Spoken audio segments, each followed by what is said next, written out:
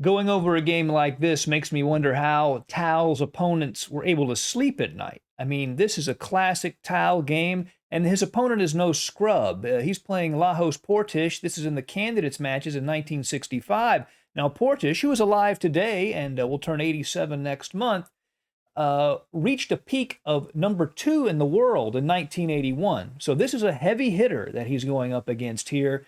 And this is a very enjoyable game. Tal has white, Portisch has black. Let us begin.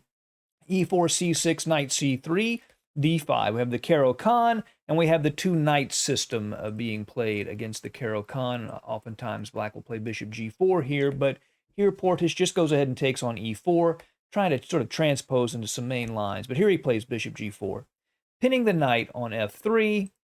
And basically the idea is after Tal plays H3, bishop F3, queen F3, we see that black has voluntarily given up the bishop pair, but his idea is to play E6 and establish pawn control of the light squares instead of using his bishop, and basically create a position with almost no weaknesses at all.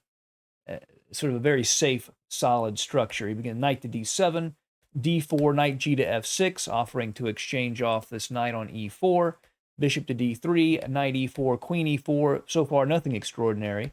Portisch plays E6 so that his bishop at F8 can develop. Castles, bishop to E7 and C3.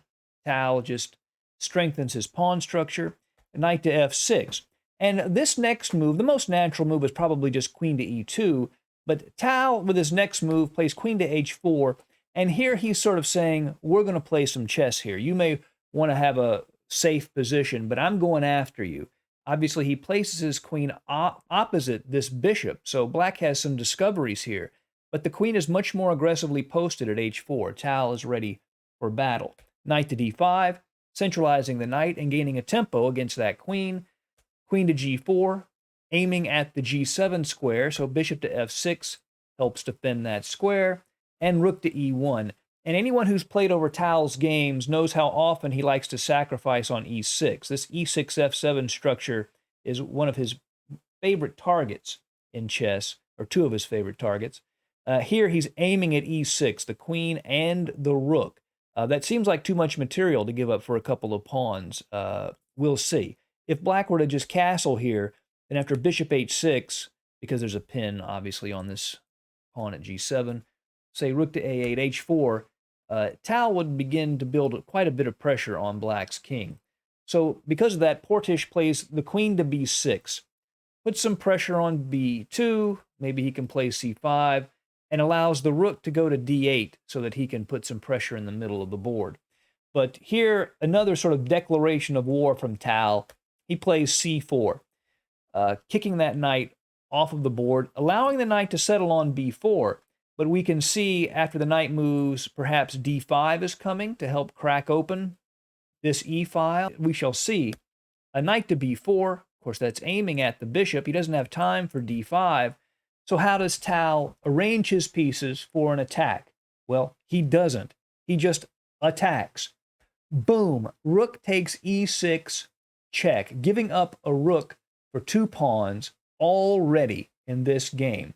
Here, Portisch really has to accept the rook. If he plays, say, bishop to E7, then after rook takes E7, black is lost. After rook takes, queen takes G7, allowing the knight to take on D3, but then bishop G5 check, and black would soon be done.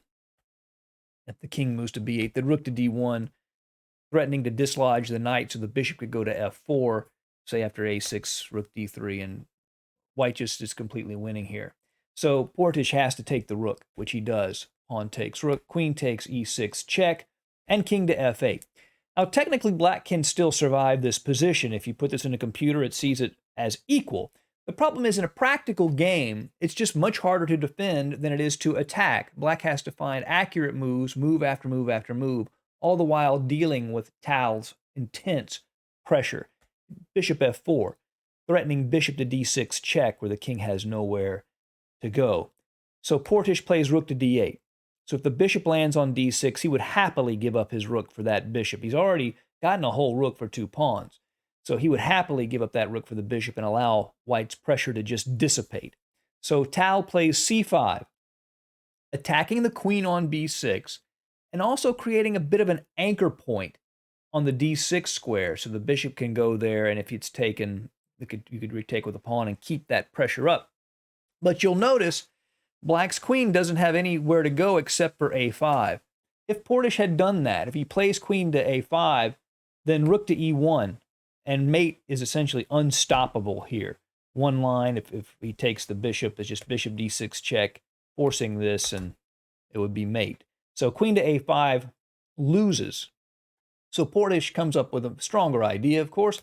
Knight takes d3, giving back his queen for more material. He's going to get both bishops. Pawn takes queen, and knight takes f4. So Black has gotten a knight, bishop, and a rook in exchange for a queen and 2 pawns, which is good material. What isn't good for Black is his king at f8 and his rook stuck on h8. That is not good for Black. Tal, whose queen is under attack, plays queen to g4, gaining a tempo against this knight. So when the knight moves, he's able to take the pawn at a7. And now this pawn on a7 is a real irritant for Black. He has to constantly be worried about this pawn's advance. Here, Portisch makes a mistake. He plays king to e7. Computer showed the best idea here is g6, followed by king to g7, where it says the position is basically equal, although it's incredibly unbalanced, even still. But by playing king to e7, Portisch connects his rooks, but he also makes his king more vulnerable by centralizing it. So that's really the downside of king to e7. Now b4, a brilliant move from Tal. Basically, he wants to play b5 and break up White's queenside pawn structure, undermining the knight at d5 and opening up lines against a king that might want to race over to the queen side. And in some scenarios, that pawn might even end up on b6, protecting a7. b4 is a exclamation point move from Tal. Rook to a8, going after that a7 pawn. Rook to e1 check, king to d6, and now the follow-up to b4, b5. And that pawn cannot be taken. If a pawn takes, then queen to e6 check, forcing king to c7. The knight hangs, but even better is rook to c1. And this will be a quickly decided game. The knight would have to block, and he would just be finished. The best move, according to computers, is rook h to d8, but that's one of those moves that human being, eventually, if you're being attacked, you're going to miss a move like this, and that was technically best, but White's still better even after that. So rook takes a7 is played by Portisch, getting that annoying pawn off of the board.